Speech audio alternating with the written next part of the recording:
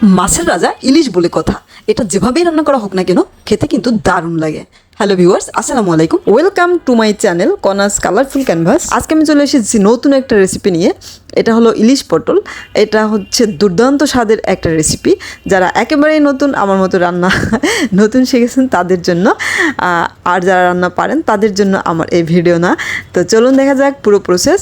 তো প্রথমে আমি কড়াইতে তেল দিয়ে গরম করে নিয়েছি, আর মাছগুলোকে আমি ম্যারিনেট করে নিয়েছিলাম হলুদ, লবণ, মরিচ দিয়ে। তো প্রথমে মাছগুলোকে ভেজে নেব। আর ইলিশ মাছ সবাই ভাজে না, এটা অনেকেই হালকা ভাজে বা ভাজা ছাড়াই রান্না করে, সেটার আবার অন্যরকম একটা টেস্ট। কিন্তু ব্যক্তিগতভাবে আমি পছন্দ করি একটু ভালো করে ভেজে তারপরে রান্না করা। সব মাছই আমি ভালো করে একটু ভেজে নিই, তারপরে আমি রান্না করি। তো প্রথমে মাছগুলোকে ভেজে নিলাম, এপিট ওপিট করে উল্টে নিলাম। এবার এগুলো আমার হয়ে গেছে, এগুলো উঠিয়ে বাকি মাছগুলোকে এভাবে ভেজে নেব। আর হ্যাঁ, আমার রান্নাটা একেবারে নতুনদের জন্য, কারণ আমিও রান্না শিখেছি আমার মা মামি এদের কাছ থেকে। এবার হচ্ছে আমার মাছ ভাজা কমপ্লিট। আমি পটলগুলোকে ভেজে নেব। পটল আমি 5টা পটল নিয়েছি, 2 ভাগ করে। তারপরে এপিস ওপিস আমি কেচে নিয়েছি। তারপরে এটাকে আমি তেলে ভেজে নেব এপিট ওপিট করে।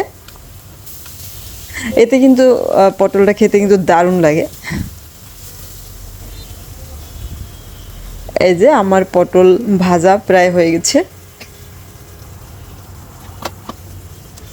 এবার আমি পটলগুলোকে উঠিয়ে নেব।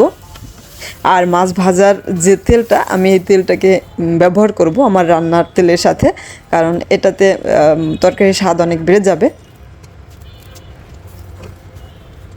মাছ ভাজার তেলটা দিয়ে দিলাম। তারপরে আমি দিয়ে দেবো পেঁয়াজ বাটা, তারপরে হালকা রসুন আদা দিলাম। 1 চামচের 4 ভাগের 1 ভাগ করে আদা রসুন দিলাম। আর নর্মালি চিংড়ি মাছ বা ইলিশ মাছে আদা রসুন না দিলেও ভালো হয়, কারণ তাতে ইলিশ মাছ এবং চিংড়ি মাছের ঘ্রাণ একটু কমে যায়। এরপরে আমি দিয়ে দিলাম হলুদের গুঁড়া, মরিচের গুঁড়া, লবণ পরিমাণ মতো। তারপরে আমার এটা কষানো হয়ে গেছে। এবার আমি হচ্ছে একটু পরিমাণ মতো পানি দিব। তারপরে আমার ভাজা ইলিশ পটলগুলো দিয়ে দিব। আমি 1 চামচ লবণ নিয়েছি, 1 চামচ গুঁড়ো মরিচ নিয়েছি, 1/2 চামচ হলুদের গুঁড়ো নিয়েছি। এটা আসলে যে যার যতটুকু রান্না করে তার পরিমাণ মতো দিতে হবে। যে যতটুকু ঝাল খেতে পছন্দ করেন তার উপরে ভিত্তি করে এগুলো দিতে হবে। এরপরে আমি এক এক করে হচ্ছে গিয়া ইলিশ আর পটলগুলো দিয়ে দিলাম।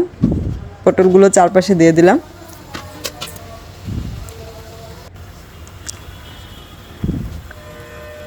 এবার হচ্ছে এ পর্যায়ে আমি হচ্ছে আরেকটা দেবো, সরষে বাটা দেবো 1 চামচ, আর বাদাম বাটা দেবো 1 চামচ।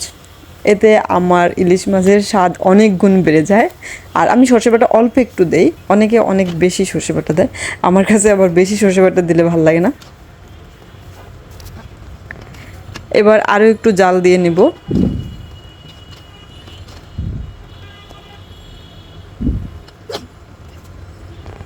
ভালো করে সব জায়গায় লাগিয়ে লাগিয়ে তারপরে হচ্ছে গিয়ে আমি আরেকটু জাল দেবো। আর এ পর্যায়ে আমি কাঁচামরিচ ফালি করে কেটে রেখেছিলাম, ওটা দিয়ে দিলাম। সুন্দর একটা ঘ্রাণ বের হয়েছে। এই যে আমার রান্না প্রায় কমপ্লিট হয়ে গেছে।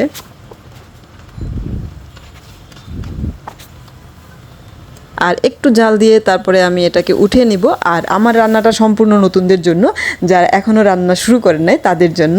একটু ভালো লাগলে লাইক, কমেন্ট, শেয়ার দিয়ে পাশে থাকবেন এবং অন্যকে দেখার সুযোগ দেবেন। এই যে আমার রান্না প্রায় কমপ্লিট। এই যে কি দারুণ লাগছে দেখতে, খেতেও কিন্তু দারুণ হয়েছে।